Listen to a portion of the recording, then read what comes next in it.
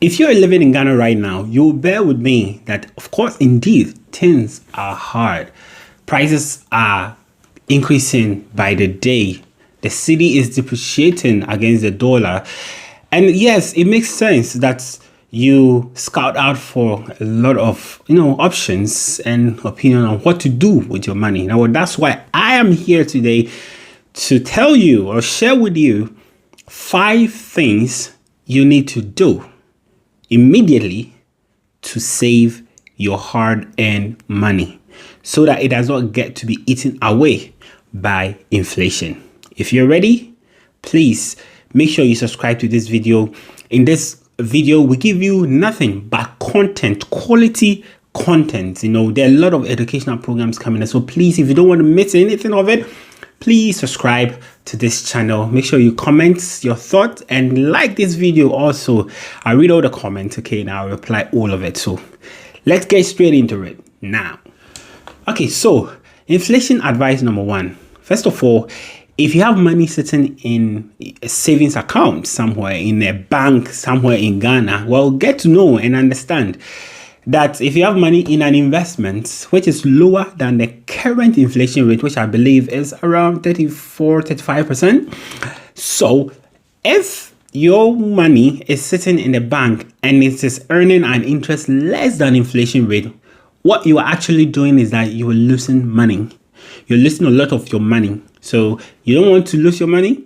You want to safeguard your investment. So what I want to tell you, first of all, liquidate all your savings. Take it out of the bank and go and buy a non-perishable goods. Like you can buy cement with it. You can buy iron rods with it. You can buy a car. You can buy a motorbike. Anything of value that does not waste away quickly. Now, why am I saying this? Because definitely the dollar is going to stabilize. The economy is going to get back on track, but you don't want to also lose the value of your money over time, okay, especially with this inflation and dollar depreciation. So you want to safeguard your money so that at the right time, then you can, convert your money back and get some liquidity out of it. It's easy to sell cement, it's easy to sell iron rods, it's easy to sell cars and other non-perishable goods. Or even if you have plans of building, all the better. Go and use those materials to build, but don't let your money sit in the bank. Inflation advice number 2.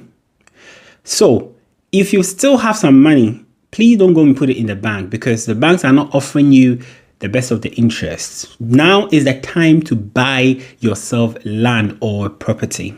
Why am I saying this? I've been a real estate investor and a real estate consultant for most of my adult years, and I know that real estate, for a fact, is a good hedge against inflation. So a land, if you remember, a land you may have bought in some years ago, today it's worth more money. And the reason is that the prices of real estate is the only asset that constantly increases in value. Hardly will you see land depreciate in value. So if you want a better hedge against inflation, if you have some money sitting in the bank, please liquidate it, buy a land, buy a house. And then once the economy stabilizes, if you still want to sell off the land, fantastic. You get the value, good value for your money as of that time.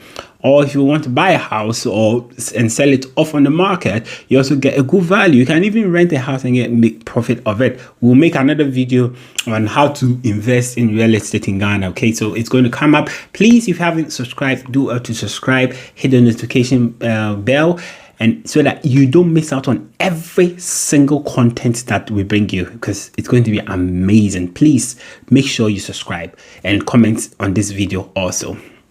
So buy land or buy property and cash out your money from the bank as soon as you can, because people have started and you don't have time.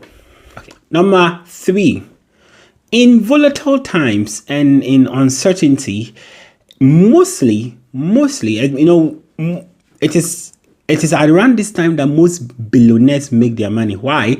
Because this is the time they invest in the stock market. And I'm asking you, to liquidate your money from the bank and convert into buying stocks in the stock market. Now, right now, stocks are falling in value at the moment because of the Russia, Ukraine, and coronavirus and its associated, effect. So this is the time to buy it. However, if your idea of investment is for a short term, then this isn't for you. But if it's for a longer term, then like you're looking at 3, 4, 5 years, 10 years, that is a good investment for you to buy into, trade into stocks. So you can trade into commodities like Bitcoin, gold, silver, oil. All these are available for you to look into. So hurry up, research into it, go into it, and then you rake in money in the long run. Now, I'll give you an example. I think some time back in 2015, I remember. One Bitcoin was valued at $2,000. Today, it's well over $26,000. So it's a lot of difference, and within a number of days. Imagine having 10 Bitcoin as of that time, which was worth $20,000. Today, you're talking about $500,000, which is quarter of $1,000,000, which is a great investment. Look, the world is going digital, and Bitcoin might end up being the future. So if you can look into it. However, aside that, you can look into gold and all these assets on the stocks market increase with time, and they keep going up and up. They don't calm down unless there's a recession. They calm down, but of course the prices fluctuate, but they'll always go up. So if you're looking for a long-term investment, consider that. And then also, inflation advice number 4. Look, prices are changing like crazy. In Ghana right now, prices of oil keep changing by the day. I mean, a friend of mine called me and was telling me that, look, I went to buy oil. It was 400 cedis some time back, and I went back, it was 600, and today it was 1,000. Like, it's crazy. Okay, so you don't want to spend time, buying food on a daily basis. If you have some money with you, please be sure to put a lot of money into buying and stocking up food items, because that can take you for like a month or 2 or 3 even. But if you cannot do that, at least those that can take you for weeks is good for you, so that you save money, buy in bulk, you get it cheaper. It is expensive now, but it's going to even be more expensive later. So you buy it cheaper and save money and stock up your everyday food items and save money on this, because that is the best way to use your money. Inflation advice number 5. Okay, this might sound a bit off, but I think it is quite, wise to do.